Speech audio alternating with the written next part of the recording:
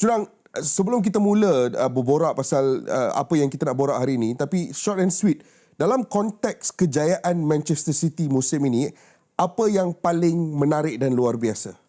Bagi saya, permulaan tahun kita tahu mereka agak menjalani satu fasa yang agak sukar. Tetapi mereka bangkit semula untuk memenangi kejuaraan kelima mereka dalam 6 tahun. Banyak pemain berjaya kembalikan momentum terbaik yang terjadi pada awal musim, termasuklah John Stones, satu revolusi di bahagian tengah.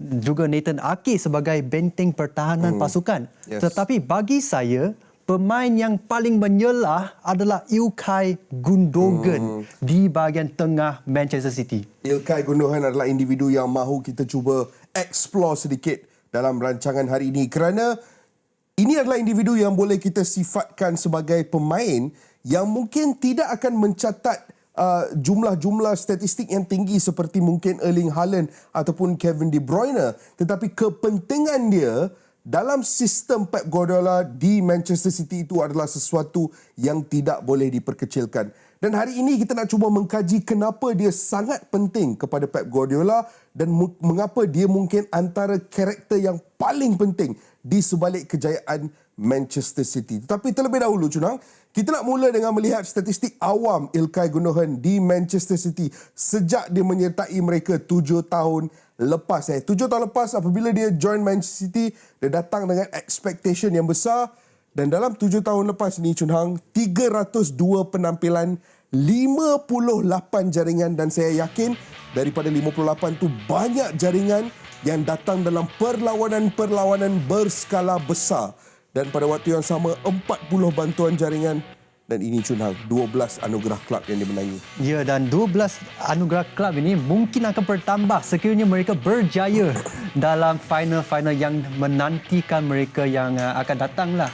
Tetapi ini adalah seorang pemain legenda Manchester City, boleh kita sifatkan. Ilkay Gundogan datang dengan reputasi yang tinggi daripada Borussia Dortmund dan telah menjelah sebagai tujang utama, nadi pasukan, sebagai the man on the pitch from Pep Guardiola.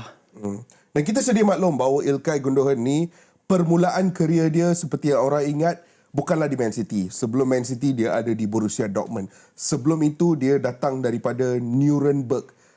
Ilkay Gundogan juga adalah seperti nama-nama yang lain macam Emre Can ataupun Mesut Ozil.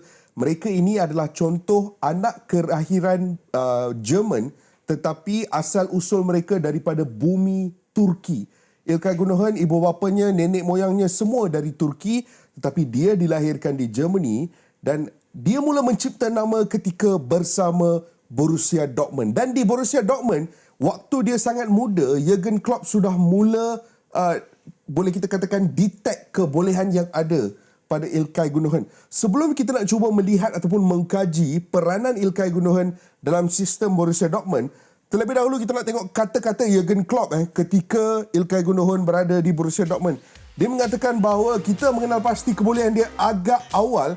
Tengok line kedua tu. Dia ada ketenangan yang penting dalam merencanakan hantaran di atas padang.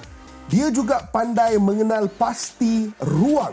Dan itu adalah kekuatan utama Ilkay Gundogan sebenarnya. Kebolehan dia untuk sentiasa mencari ruang, either untuk diri dia ataupun untuk rakan sepasukannya. Cara dia menginterpretasikan ruang adalah skill yang sangat-sangat penting dan menjadi sumber utama di sebalik kejayaan dia sebagai seorang pemain. Dan Jurgen Klopp dapat kenal pasti kekuatan ini at a very young age. Dan itu membantu peranan Gundogan di atas padang, Chun Hang, bersama Dortmund. Ya, bersama Dortmund di sini kita akan menggunakan passing network Dortmund menentang Real Madrid dalam saingan UEFA Champions League semi-final 2012-13.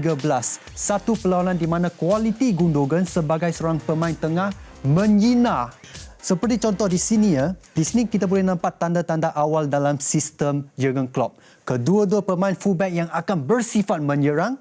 Ketiga-tiga barisan serangan yang akan drop bawah untuk membantu link up ataupun melancarkan gegen pressing, dan segalanya berfungsi baik dengan kehadiran nombor 6 dan nombor 8 di sini. Nombor 6 di sini adalah Sebastian Kehl dan juga nombor 8 di sini sudah pasti adalah Ilkay Gundogan.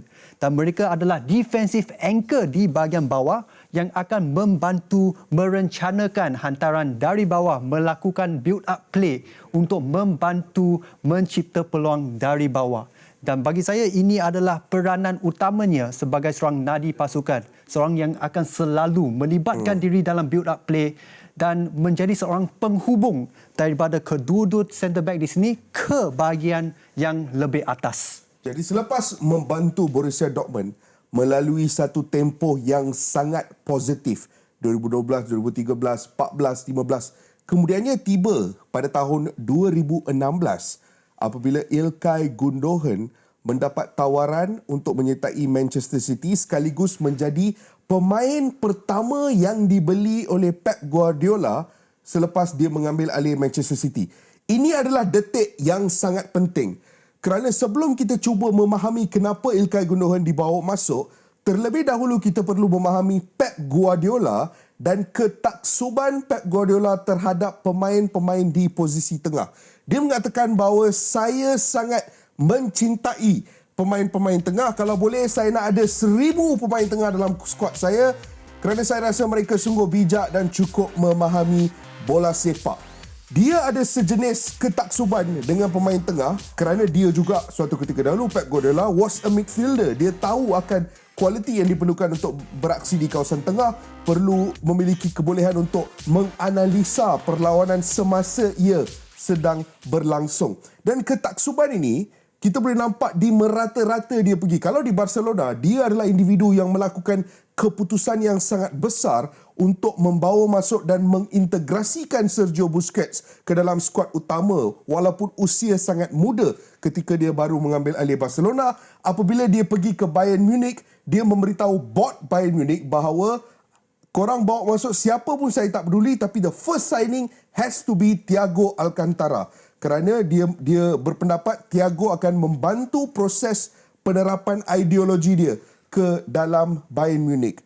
Dan perkara yang sama apabila dia sampai ke Manchester City, the first signing yang dia buat, a midfielder.